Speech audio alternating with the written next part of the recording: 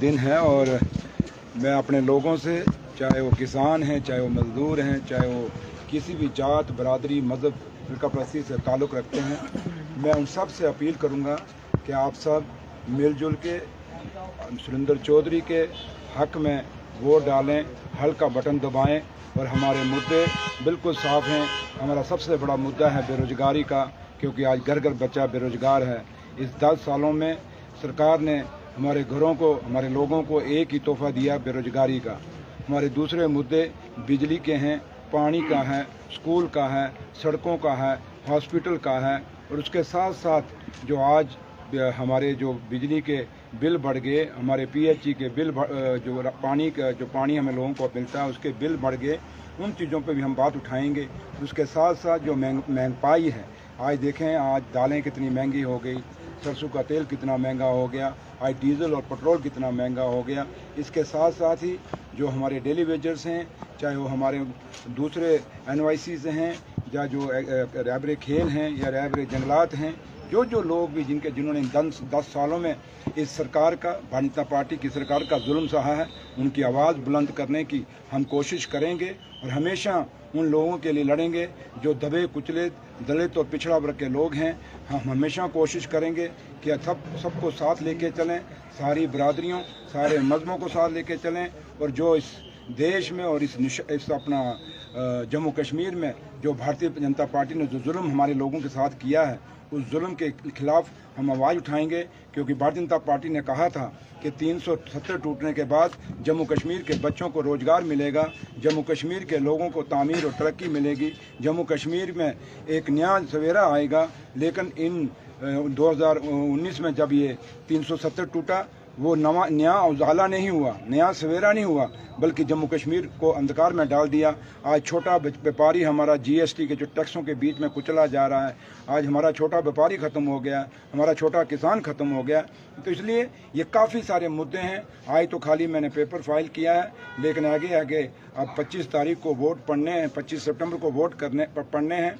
मैं सबसे अपील करूंगा, चाहे वो हिंदू है, चाहे वो मुसलमान है, चाहे वो सिख है, चाहे वो ईसाई है, सबसे अपील करूंगा, आओ मिलजुल के इस नशारा की तामीर और तरक्की के लिए एकजुट हो जाएं, एक मुठ हो जाएं। क्योंकि आपको याद रखना चाहिए, ये वही भारतीय जनता पार्टी है जिसने हमारे जो नशारा के लोगों ने 53 डेज़ के लिए जम्मू अपना नशारा को डिस्ट्रिक्ट का दर्जा दिलाने के लिए एक आंदोलन किया था।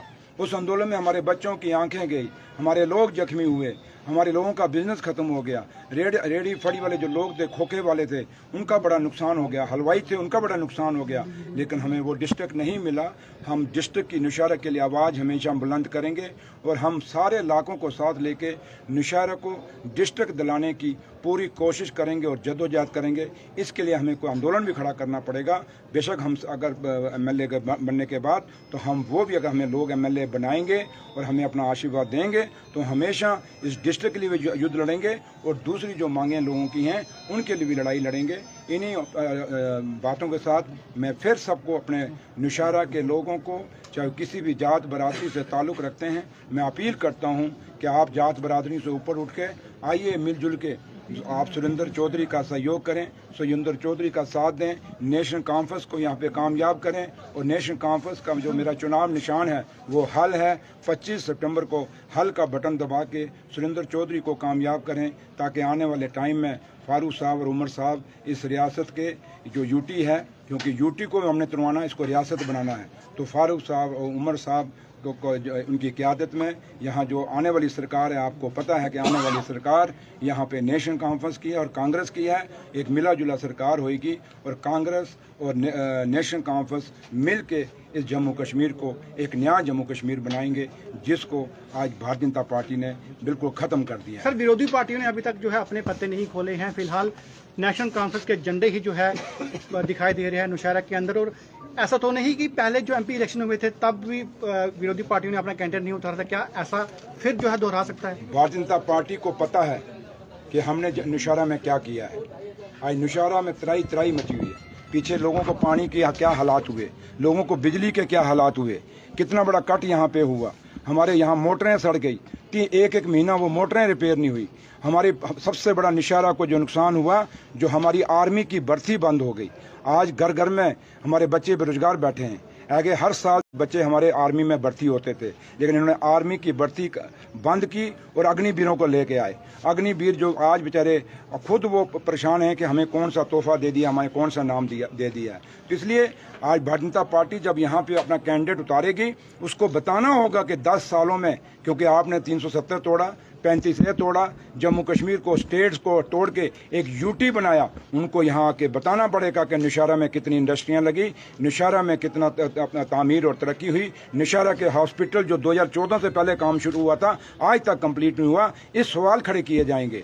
इसके साथ साथ ये भी खड़ा किया जाएगा कि भारतीय जनता पार्टी के लोगों को बताना पड़ेगा कि आपने नौशहरा के लिए 10 सालों में क्या काम किए हैं, कौन सी सड़कें बनाई, कौन से रोड बनाए, कौन से ब्रिज बनाए, कौन से आपने नए स्कूल जो अपग्रेड किए, कौन से आपने यहाँ पे हॉस्पिटलों का अपग्रेड किया। या हॉस्पिटलों में आज भी देखें, नौशहरा हॉस्पिटल के अंदर डॉक्टर नहीं है, यहाँ एक्सरे नहीं है, एक्सरे मशीन नहीं है, अल्ट्रासाउंड नहीं है, MRI नहीं है। तो इसलिए यहाँ पे एक लेबॉर्ट्री टेस्टों के लिए नहीं है। तो इसलिए नौशहरा एक सब डिस्ट्रिक्ट हॉस्पिटल है, जो एक बॉर्डर सब डिस्ट्रिक्ट हॉस्पिटल है, उसके साथ कितनी बेइंसाफ़ी हुई है। आज हम ये मुद्दे लेके चलेंगे कि भारतीय जनता पार्टी को आके ये झूठे बातों से काम नहीं चलेगा। जैसे 2014 में जब भारतीय जनता पार्टी ने इलेक्शन लड़ा था, उसने कहा था कि आप हमें वोट डालिए, हम आपके खातों में 15-15 लाख रुपया डालेंगे। आज वो लोग इनको पूछेंगे, भारतीय जनता पार्टी के लोगों को, बताइए वो 15 लाख कहाँ पे है। भारतीय जनता पार्टी ने कहा था कि हम 2 करोड़ लोगों को रोजगार देंगे। आज नौशहरा के लोग उनको पूछेंगे कि उस 2 करोड़ में जो हमारी हिस्सेदारी थी रोजगार की, वो कहाँ है। आपने कहा था कि सिलेंडर सस्ता करेंगे, जो 2014 से पहले सिलेंडर 450 रुपये था, आज 1200 पहुंचा हुआ है। नौशहरा के लोग पूछेंगे कि सिलेंडर महंगा हुआ या सस्ता हुआ। जो डीजल और पेट्रोल जो है 2014 से पहले 65 रुपये और 64 रुपये का होता था, आज 100 रुपया क्रॉस कर गया है। आज नौशहरा के लोग पूछेंगे कि बताइए कि ये डीजल और पेट्रोल महंगा हुआ है। आज लोग पूछेंगे कि हमारी कितनी महंगी हो गई है। और सबसे बड़ा सवाल आज हमारे नौजवानों पर खड़ा है। और नौशहरा के लोग इस भारतीय जनता पार्टी को पूछेंगे कि आपने हमें रोजगार देने के बजाय, हमारे बच्चों को रोजगार देने के बजाय, आपने यहाँ वाइन शॉप नई वाइन शॉपें खोल दी, गांव में वाइन शॉपें खोल दी। आज नौशहरा में इस 10 सालों में नशा कितना आ गया, चिट्टा कितना आ गया, ड्रग्स कितने हो गए। भारतीय जनता पार्टी के लोगों को जवाब देना पड़ेगा कि 2014 से पहले इस नौशहरा के अंदर कोई ड्रग्स का कहीं नामो निशान नहीं था, लेकिन आपके दौर में यहाँ ड्रग्स आया है। उसका जवाब भारतीय जनता पार्टी के लीडरों को यहाँ देना पड़ेगा, जो भी यहाँ मैंडेट लेकर आएगा। तो इसलिए मैं आपसे आज फिर मैं आपके माध्यम से लोगों से अपील करूँगा कि मुद्दे आपके बहुत हैं, आप रोज़ आपसे मिलना गिलना होगा। मुद्दे हम जब उठाएंगे, आपसे भी बात करेंगे, प्रेस कॉन्फ्रेंस करेंगे, उसमें साफ सामने आएगा। जब बीजेपी कैंडिडेट देगी तो फिर बात करेंगे। बाकी हम चाहेंगे कि रविंद्र रैना साहब यहाँ से आए, क्योंकि रविंद्र रैना साहब को आज ये भी नौशहरा को जवाब देना पड़ेगा क्या वाकई आपको सुरेंद्र चौधरी ने 2014 में मारा था या ड्रामा किया था। वो ड्रामे का जवाब भी आज देना पड़ेगा। और मैं आपके माध्यम से लोगों से अपील करूंगा कि भारतीय जनता पार्टी का जो भी कैंडिडेट आए उस पर विश्वास मत करना, क्योंकि वो कुछ भी यहाँ ड्रामा कर सकते हैं, कोई भी झूठ बोल के आपको गुमराह कर सकते हैं, जैसे 2014 में किया था। मैं अपने लोगों से भी अपील करूंगा कि भारतीय जनता पार्टी के साथ बिल्कुल जो वर्कर है उनका, वो यहाँ चाहता है लड़ाई करना। आपने चंद रोज पहले देखा यहाँ नौशहरा बाजार में नेशनल कॉन्फ्रेंस के झंडे लगे हुए थे, और बीजेपी ने के वर्करों ने हमारे झंडों को दबा दिया और दोनों साइड से अपने झंडे लगा दिए। ये कौन सी डेमोक्रेसी है, ये कौन सी राजनीति है। वो सिर्फ यहाँ आज भारतीय जनता पार्टी के, मैं लोगों से भी कहूँगा कि भारतीय जनता पार्टी से खबरदार होकर रहें। भारतीय जनता पार्टी चाहती है कि हमसे कोई लड़ाई करे, लेकिन मैं अपने लोगों से कहूँगा कि भारतीय जनता पार्टी से आप दूर रहिए। जैसे कोरोना के टाइम में एक अपील की गई थी कि आपस के बीच में 6 फुट का आप डिस्टेंस रखें कोरोना से अगर बचना है। तो मैं अपने लोगों से कहूँगा कि बीजेपी के इस फ्रेब और झूठ से बचना है तो कम से कम भी इस बीजेपी के वर्करों से 10 फुट का गैप रखें। ये कोरोना से भी बड़ी बीमारी हमारे जम्मू कश्मीर में आ गई हैं। तो लिहाजा मैं अपने लोगों को कहूँगा कि लड़ाई झगड़ों में नहीं पड़ना। और मैं लोगों से भी अपील करूँगा कि बीजेपी कुछ भी इल्ज़ाम मुझ पे लगा सकती है, मेरे लोगों पे लगा सकती है, क्योंकि इनका काम ही है। ये खुद अब कहते हैं कि हम पैसे के दम पे हम इलेक्शन जीतेंगे। तो आप लोगों ने जवाब देना है कि भारतीय जनता पार्टी के जो लोग चंद कह रहे हैं, यहाँ लीडर जो दो दिनों में बड़े अमीर हो गए हैं, बड़ा पैसा उनके पास आ गया है, उनको पैसा पच नहीं रहा और कहते हैं हम लोगों को वोटों से खरीदेंगे। तो उन लोगों को ये नहीं पता कि नौशहरा का गरीब, नौशहरा का किसान, नौशहरा का मजदूर, नौशहरा का एम्प्लॉय, नौशहरा का बिजनेसमैन, हर आदमी जो यहाँ का रहने वाला है, चाहे वो अमीर है चाहे गरीब है, वो इनके पैसे को नहीं देखेगा। बल्कि आज जम्मू कश्मीर में एक बदलाव की लहर चल चुकी है। अब लोग बदलाव करेंगे और बीजेपी को यहाँ से भगाएंगे और नेशनल कॉन्फ्रेंस और कांग्रेस की सरकार को लाएंगे। शुक्रिया।